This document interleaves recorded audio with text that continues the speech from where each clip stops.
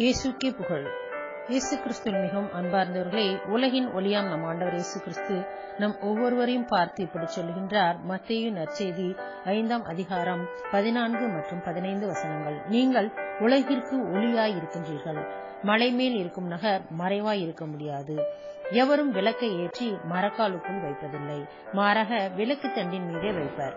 அப்பொழுதுதான் அது வீட்டில் உள்ள அனைவருக்கும் ஒளி தரும். அவ்வாறே உங்கள் ஒளி மனிதர் முன் ஒளிர்க. அப்பொழுது அவர்கள் உங்கள் நற்செயல்களை கண்டு உங்கள் விண்ணக தந்தையை போற்றி புகழ்வார்கள் என்று சொல்லியிருக்கின்றார்.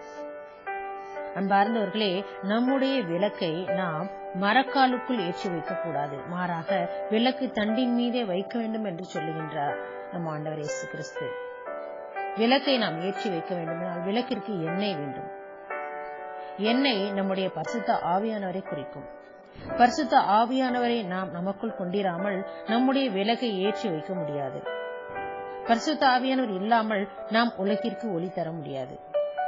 எனவேதான் பரிசுத்த ஆவியானவரின் பிரசன்னத்தை நாம் எப்பொழுதும் நாடி தேடுகிறவர்களாக இருக்க வேண்டும். அன்பார்ந்தவர்களே,